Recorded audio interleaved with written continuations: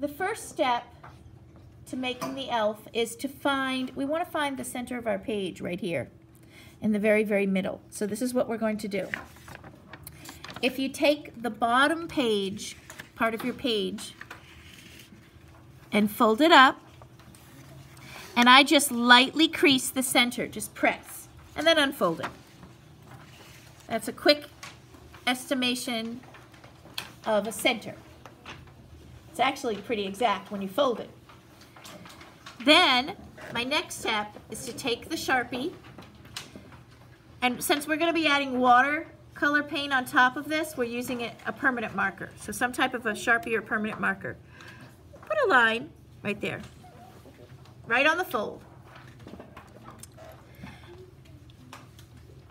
Now we're going to go over, straight across now, but we're going to leave about 3 fingers from the edge of our page. And I'm going to go over to the left, leaving about 3 fingers, approximately. If it's a little bit more or less, it doesn't really matter. It's fine. The next step is to take our hand, place it in the center of our page, directly below the middle. I'm lining up my fingers to the center of the page. And I'm going to make a mark right here. Don't put it so close that it touches your fingers. Just put a mark approximately under your hand. Remember, don't go real close. You can do the fattest part of your hand since you have small hands. Remove your hand. Mine's not exactly in the center, but that's okay, because I'm going to come over. And then I'm going to slowly go up to that line. When you make your marks, go slow and careful, because you don't want to have it a scribbly line. You want it to be a nice, deliberate, neat line. If you visualize in your mind where you're going first, it'll come out nice. Now, since we're making an elf, you can choose to have fun with the ears if you'd like. And we're going to find the center here. Here's the top, here's the bottom. We're going to find the middle and put a little guideline. Here's my top, here's the bottom. I'm going to estimate the middle, and I'm going to put a guideline. From this, we're going to come out and up. Now I'm going to make these pointed. A lot of times kids will tell me the elves have pointed ears. So I'm going to come out. On this side, we're going to come out and up. Make it a little pointed. So I'm going to come out and up. And then I'm going to come back down. The next step, we're going to do the hat. And the elf is going to have a ski hat on. We want to come out just a little bit on this side. Just a little bit. And then we're going to go up. And we're going to go up on the other side. Let's measure. You want to go up at least 2 fingers. So mine did not go up 2 fingers, so I'm going to extend my line. You want to have it come 2 fingers. You want to be able to see. I can see the line past my finger. That's good. So do the same on the other side. I have to move my hand around this way. So it needs to be up. It's approximately 1.5 inches up. This is going to be the band for the ski hat the elf is wearing. Now I'm going to slowly come across. If you go slower, you'll end up with nice thick lines. Look at that. Slow, and then carefully meet the edge. That way when we color and paint it in, our black lines are going to be nice and thick. We're going to add a little bit of detail inside the ear. Just a little line and a little line. The next part, for the ski hat, we're going to go up almost to the top of the page. Now visualize this first. Then we're going to curve around. Let's look at the original picture. The ski hat tips over. The weight of the pom-pom makes it tip over. So we're going to come up a little bit from the in area. We're going to come up, curve, and then we're going to come down. So I'm going to give you some measurement points first, and we're going to measure them off so we know where to go. Don't do anything yet. Come to the top of the page. Let's make sure we're in this picture plane.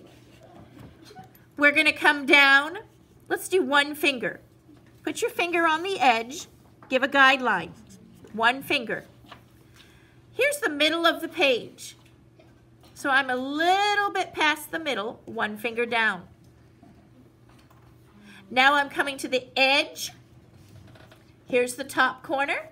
I'm going to drop down. I'm going to do 2 fingers at my edge. You see my fingers? They're lined up to the edge of the page. I'm going to give a guideline. This will now become my curve. It's going to come up slowly to meet, then it'll drop down. Okay? So I'm going to start off at this curve. For some reason, I feel it's easier to draw, instead of going up, it's easier to draw down because my hand's not in the way drawing up. So I'm going to start here, and I'm going to do a beautiful curve, like a rainbow. Yeah, I don't want it to drop drastic. So I'm going to come out first like a rainbow, then slowly come down almost to the edge. I'm just going to come in a hair. So watch me first. Slowly out.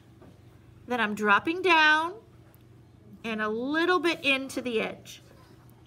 So go ahead and do that now.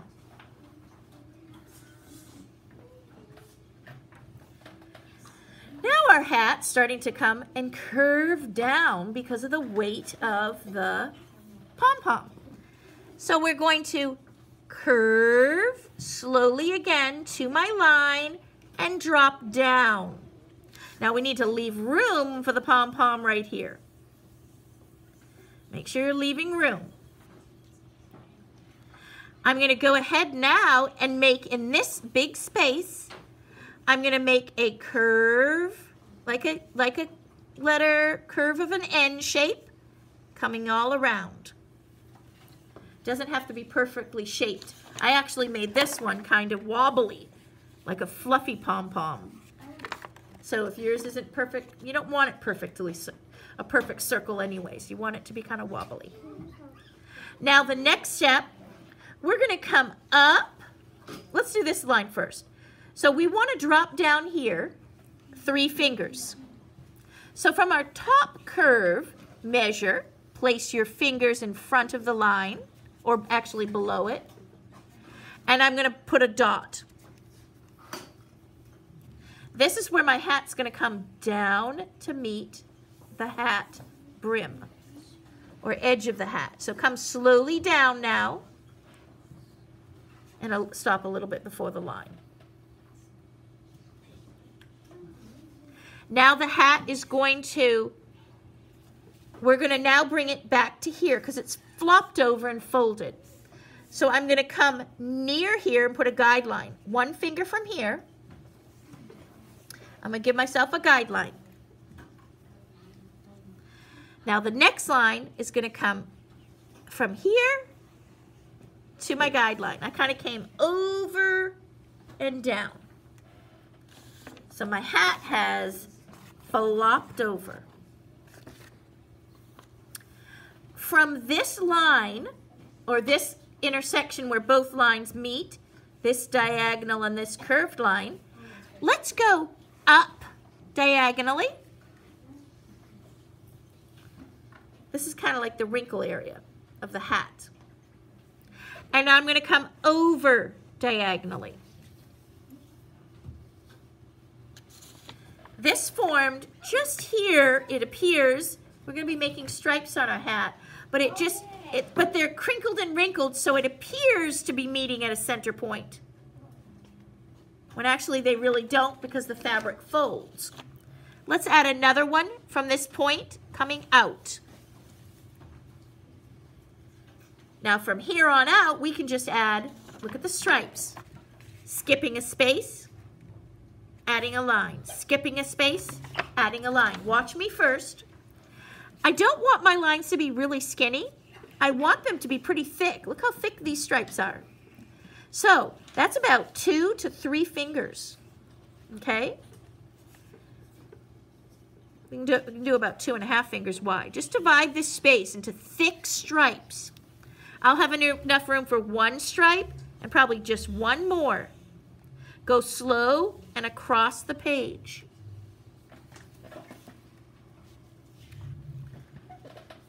Now I'm going to add the stripes coming down here, keeping them just as thick. You can estimate the thickness of them or measure with your fingers. My fingers are larger than yours, so you may need about 3 fingers, 2 to 3 fingers. Now we have our ski hat or pom-pom. This is going to be filled with a thin patterned stripe. So let's look over here. We've got some the stripes are very thin. So we're going to do about a finger space. And these lines are going to be vertical. They're going from the top to the bottom. When I draw vertical lines, it's easier to draw from top to bottom rather than up, down, up. So top, bottom, and go slow and make them careful. You don't want to extend past. That's part of craftsmanship. So go slow and fill in your lines. Now, you can continue filling in your lines after the video, okay? I'm going to move on now, so let's move on to the next step. At least you know how to do the lines, if you haven't already finished. Let's go in the very center, and we're going to put our finger in the very center of this area. I'm going to trace around my finger.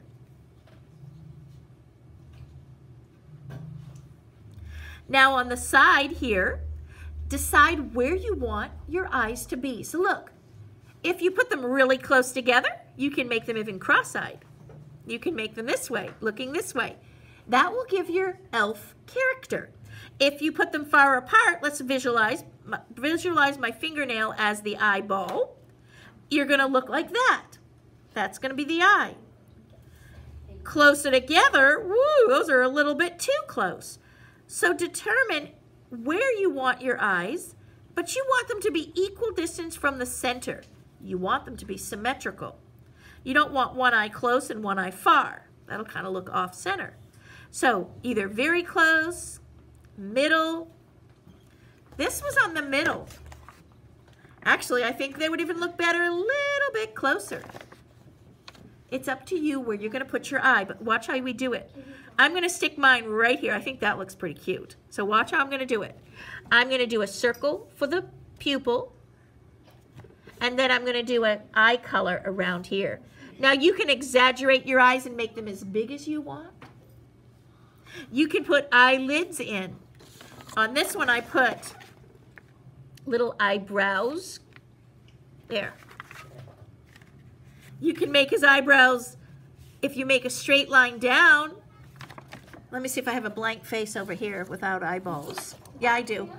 Okay, if you make, look, your eyebrows down, look, you're gonna get a frown. You're gonna get it like he's frowning. For the mouth, you can do a little mouth. You can do a smile like this. I'll show you on this one. Here's a smaller one.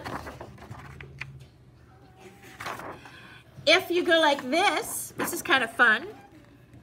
Straight line, curve around, color it in. He's like saying, oh no! Or he could be ho, ho, ho. His mouth is opened. So it's up to you how you want to do your mouth. I'm going to make this one kind of I'm going to do it a nice down and up smile.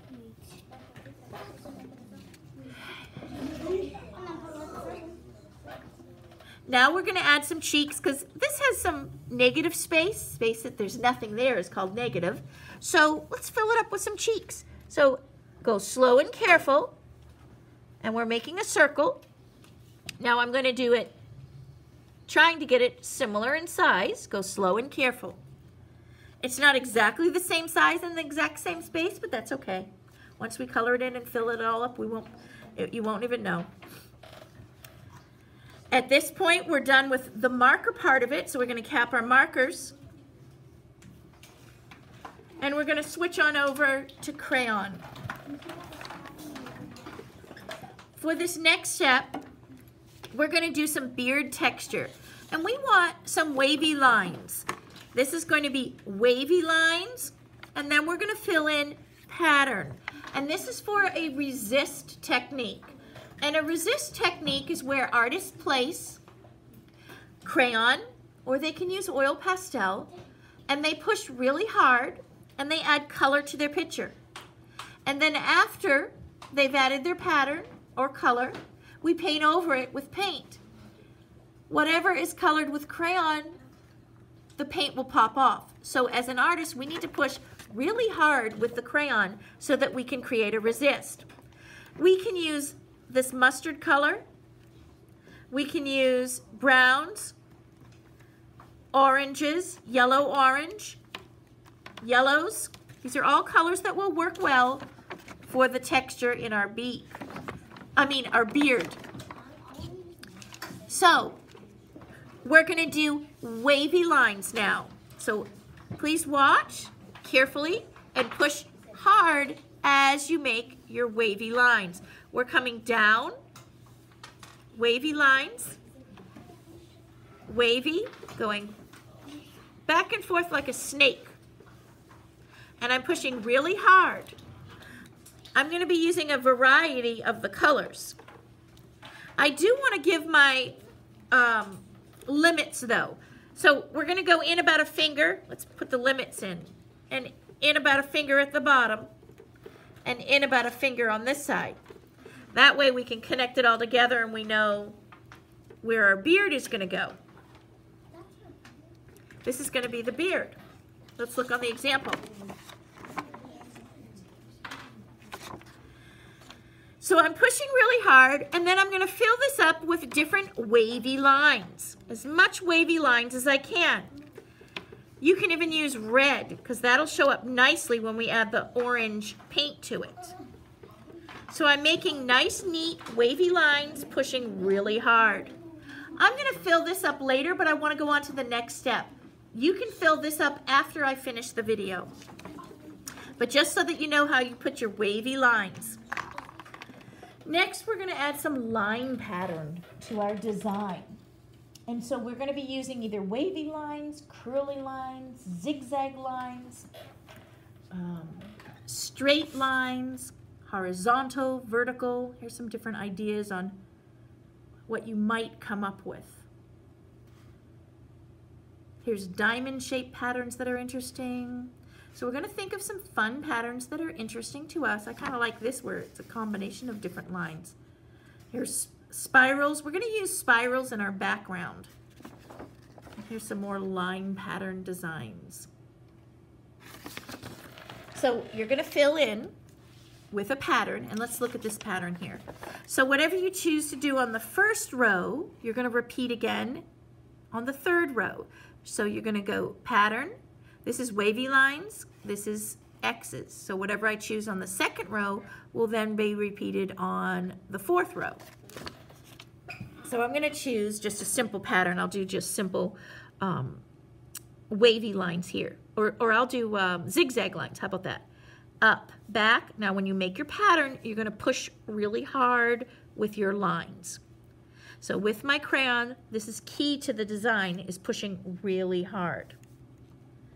Now within this pattern, if I want to get really detailed, I could even add circles and then color them in, okay, like this. But key is pushing really hard so that this is ready for the paint, and the paint will resist, okay? So what you do is you continue this, then you skip a space, and then you're going to continue it in this space, and then this space and this space. So let me show you what that looks like. Once you've completed your first color of pattern, so I did it in this row, skipped a space, this section, skipped a space, this section, skipped a space, this section, and skipped a space. Now I'm going to go to my next color. So I'm going to choose red, and I'm going to make this just a simple, maybe just simple polka dots. So I'll fill this up with simple polka dots, and then I will color them in. I will repeat my pattern in the remaining spaces. I repeated my pattern in the remaining spaces, and then I also took that same color and I made a pattern down here with the stripes on the edge of the hat. My next step is going to be to color in the tiny details in his eyes and then his cheeks. I finished coloring in the eyes. I also colored in the flesh color of his skin as well as the cheeks. And now I'm ready for the background pattern. So what you're going to do is you're going to be taking a white crayon and you're going to be pushing really hard, designing some kind of a pattern on the background. Now I did this as snow, since my little elf will be outside in the snow. So I did snowballs and spirals. You can even do some snowflakes if you'd like. Whatever kind of pattern you want on your background. This tends to look pretty good because it shows like outside. If you want to do stars, that's fine. You can even use some yellow if you want to do some stars. So you're going to add pattern to the background, but you always want to remember that you want to push really hard with your crayon. And you're not going to be able to see it here when I'm doing this because it's white. Oh, actually, I can see a little bit of it. Let's see. My spirals. Pushing really, really, really hard because this will end up resisting when we paint it. Now that we're done adding our pattern, it's ready to do some watercolor resists. You want to start off with the hat area and you want to start with your pattern. So decide what color you want to do first, and you're going to work up all of that color at the same time. So I'm going to go ahead and start off with my red. And I'm using these just pan watercolors here. Let's see. Yeah, they're in the picture plane. So you want to have, I'm going to turn it this way so it's closer to my water dish. You want them to be pretty watery, but yet you want some intensity and color. If they're too thick, it won't resist. So you give a little test first. Let's see how this will work. And I'm going to do long strokes just right on top, and you can see how it's just beading off. I might stir in a little bit more to get a little bit more intense color. I want it to be pretty bright.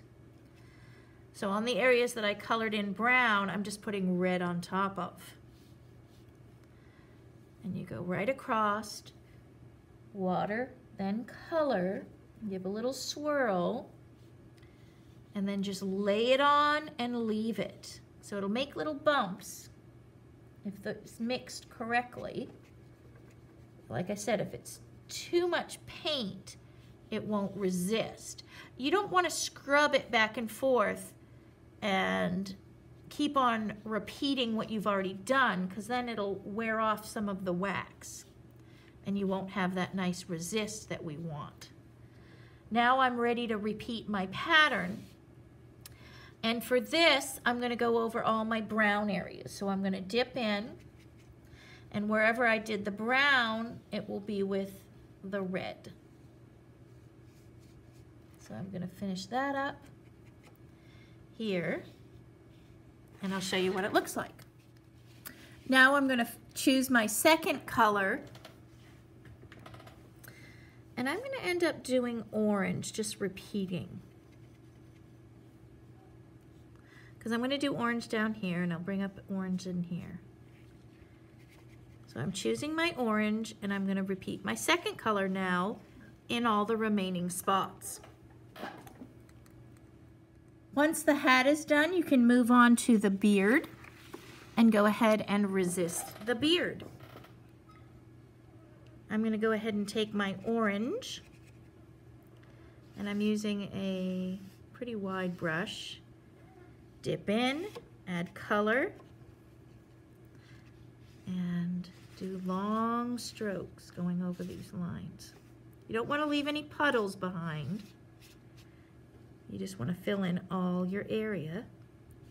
Go nice and neat around the areas where it meets and intersects another color. And then bring any of the puddles down, filling in all the spaces. Once the beard is done, if you want to add any other lines, you can with the watercolor paint. That's up to you. I'm just adding some little bits of red to brighten it up.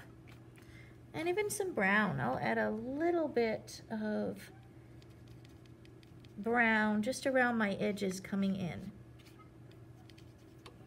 Like this. Just to give it a little bit more of a painterly quality and shadow on the ends and edges. A lot of times with orange or red hair, you have some brown shadows in there. Here. Now we're working on our background. And this is where you can really see it resist right off. So I'm going to use this turquoise color. I'm going to load it up and then go carefully along your edges where it meets. And then you'll see how it just pops right off that white. And you want to make sure you get all your spaces. Don't leave any white paper showing where there's no crayon. You want to go back and forth and have your brush strokes evened so that all of that white paper is covered. And I like to have an even background color too. You want it to be almost of all the same value. You don't want an area to be a little bit lighter or a little bit darker. Just go back and fix any of those areas. Like that. And I'm going to finish this up and I'll show you what it looks like when it's all done. And there is the completed elf with the background. And I use a nice teal so it makes nice contrast with the orange and the reds. So it looks great for the background. I hope you enjoy the lesson and be sure to subscribe and let me know in the comments how your elf came out.